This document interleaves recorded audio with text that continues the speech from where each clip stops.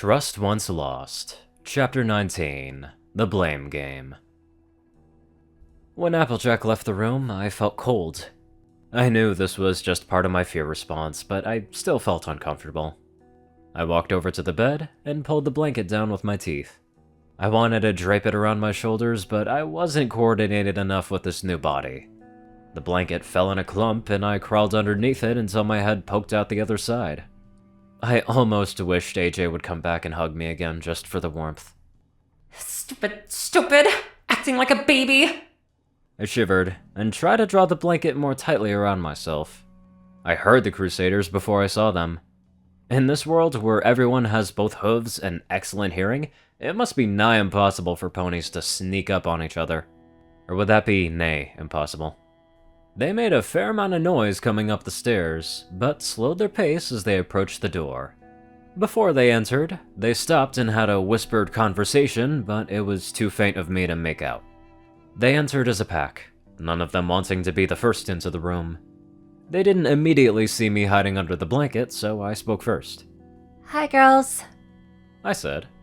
They turned as one to face me, and the first thing I noticed was the bruise on Scootaloo's face. Oh, ha!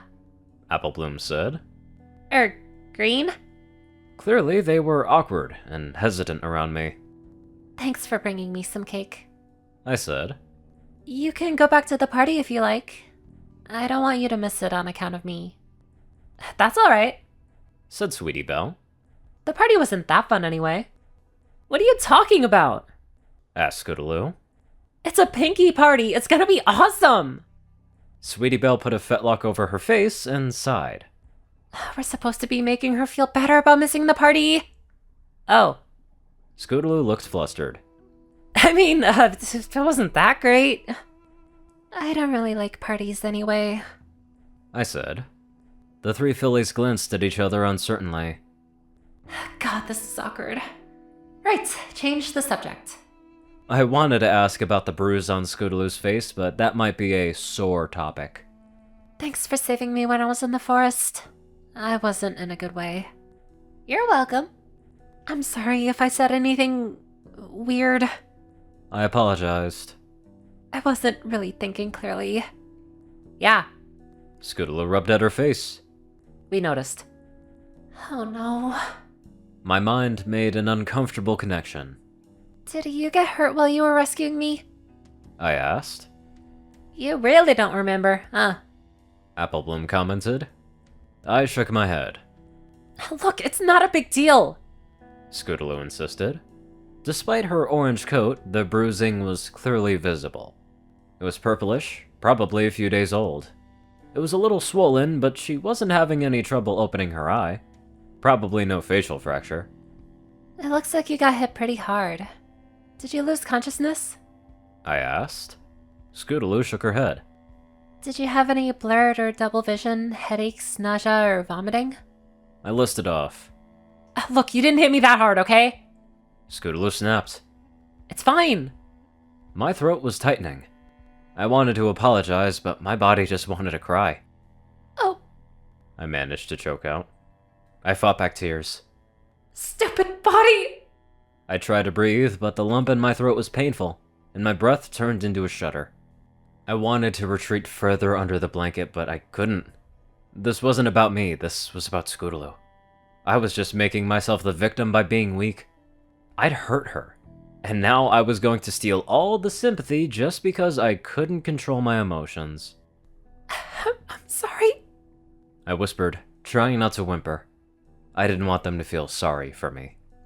Keep yourself together, damn it!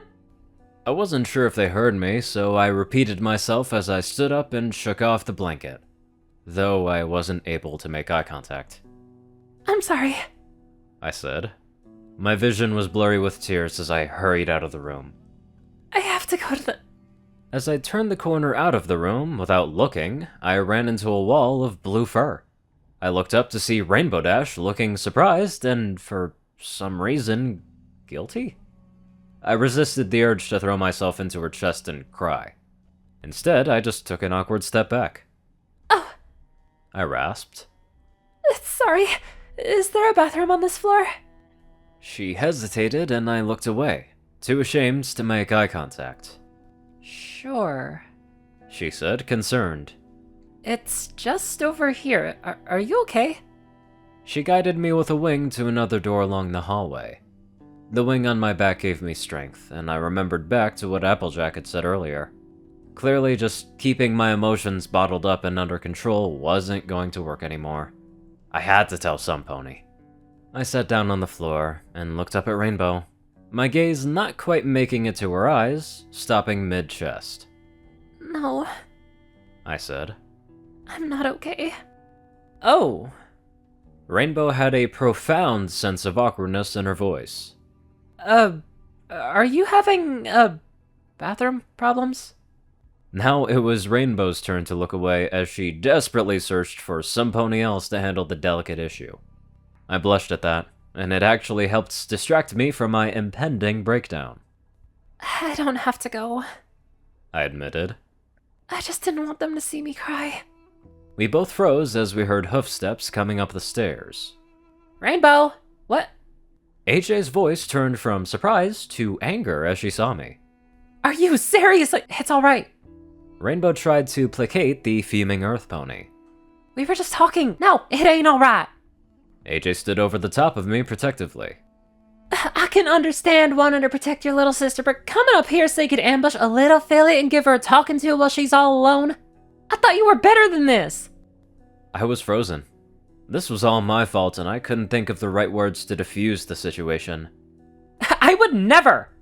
Rainbow had risen herself off the floor, flapping her wings indignantly.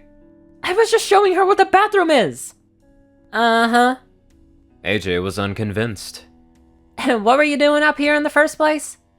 I was... Rainbow's eyes shifted side to side, as if looking for something. I was gonna use the bathroom up here because the other one had a line. Okay, if this was the standard of lying that existed in Equestria, I could definitely see why AJ didn't need psychic powers to be the element of honesty. AJ shook with rage as she pulled me back behind her foreleg. Get out. What? Rainbow dropped out of the air in shock. Y'all think you can lie to my face, ambush a little filly on her way to the bathroom in her own home where she's supposed to feel safe? AJ yelled. You're no longer welcome here. Get out. Twilight! Rainbow said in a panic. We have a major friendship problem. The princess immediately looked at Rainbow's cutie mark, and then to her own to check if they were glowing. No, not like that. Rainbow said in exasperation. Look, I fucked up real bad and now AJ won't speak to me. There was a flash of teleportation, and the two of them were suddenly standing outside. Alright, Said Twilight. why don't you tell me what happened? Well, AJ saw me upstairs talking to Green. Rainbow explained. And she completely overreacted. Well, she was so frightened of other ponies she couldn't even attend her own welcome party. And then an adult she doesn't know comes upstairs to confront her? How do you think she would react, Stash? Twilight said. What? Rainbow said. That's not what happened at all. Green was fine. AJ is the one that overreacted. She said I was trying to ambush a filly. Rainbow, you've been ranting about how dangerous Green is and how she hurts Scootaloo, and then you go to confront her while she's all alone? Twilight asked. Did you think for even 1 minute about how that might make her feel? Oh, Green ran into me! Rainbow responded. And it looked like she was about to cry, so I asked if she was okay. Then all that happened. She just happens to bump into you. Twilight raised an eyebrow. Upstairs, away from the party, where you had no reason to be. I was supervising! You were eavesdropping. Twilight surmised.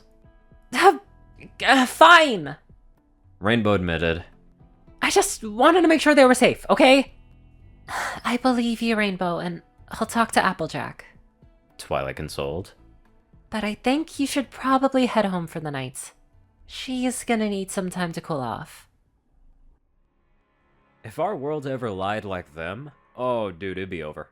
Anyways, let's get on to our honest donators. Top donators are 630, BadassWaffle, Only One Thing, Ceru, Orion, IronSky, and Jessie Smith. Magic 109, JockeTF, Darkside Raiden, Narwhals, Black Moon, Pastel Skies, Austin Rollins, Stu Hex, Swordbrother, Mordred, Omicron, Light, Red Type 9A52, Will Chris, Swinky, Rise, Soul, Shadow Moon, Luigi 88, Chancer Crest, Big Smoke 369, Bobcat, JJF, Murder Princess, and many more amazing people. Thank you all so much for watching this video and live life to the fullest.